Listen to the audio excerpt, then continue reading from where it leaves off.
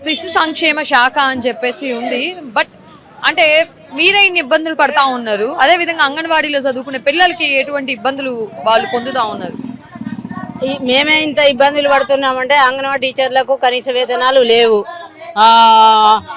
అంగన్వాడీ సెంటర్లో మంచి పిల్లలకు సౌకర్యాలు లేవు, ఓ టాయిలెట్లు లేవు, వాటర్ ఫెసిలిటీస్ లేవు. ఇంకా ఫ్రీ స్కూల్లో ఆడుకునేటువంటి ఆట బస్సులు కూడా ఎన్నడూ వచ్చిన బాబుతే ఉన్నాయి. ఏమన్నా అంటే ప్రభుత్వం ప్రైవేటు స్కూల్కు ధీటుగా ఫ్రీ స్కూల్ నడిపియాలి అనేటువంటి ఒకటి పెట్టింది.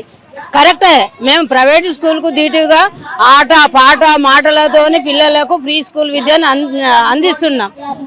కానీ ఇవన్నీ సౌకర్యాలు లేకుండా మేము పొద్దున 9 గంటలకు పోయి సాయంత్రం 4 గంటల వరకు స్కూల్లోనే ఫ్రీ స్కూల్ చెప్పుకుంటూ గర్భిణీ బాలంతలకు డేచార్ పిల్లలకు ప్రతి ఒక్కరికి సేవ చేసుకుంటూ ఉంటే మమ్మల్ని కనీసం వేతనం ఒక 20,000 అయినా పెంచారా?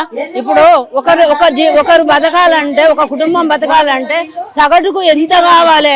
10,000తోని కుటుంబంలో ఇప్పుడు నాకు భర్త లేడు, నాకు 3 పిల్లలు ఉన్నారు.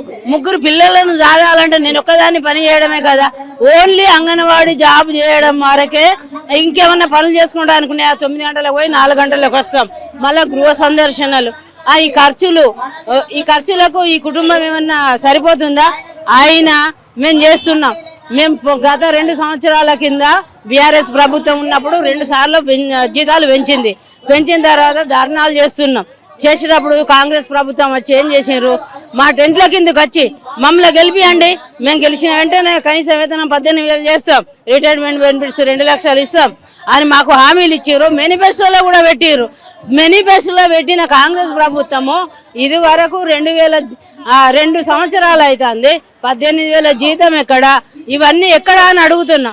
ఏమన్నా అంటే మా యూనియన్ వాళ్ళను మమ్మల్ని అంగన్వాడీ టీచర్లందరినీ అరెస్టులు చేస్తున్నారు, పట్టుకపోతున్నారు. మేము పోరాడితే పోయేదేమీ లేదు, బానిస సంఖ్యలు తప్ప.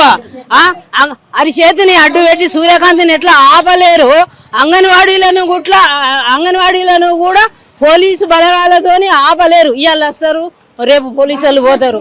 మేము సెంటర్లన్నీ బంద్ చేసి మాకు కనీస వేతన అమలు చేయకపోతే, పిఎఫ్ఐ సౌకర్యం కల్పించకపోతే, ప్రీ ప్రైమరీ స్కూలు మాకే అప్పచెప్పకపోయేది ఉంటే ఖచ్చితంగా మేము అన్ని సెంటర్లు క్లోజ్ చేసి రోడ్డుకి అసెంబ్లీ లోపలికి కూడా పోతాం.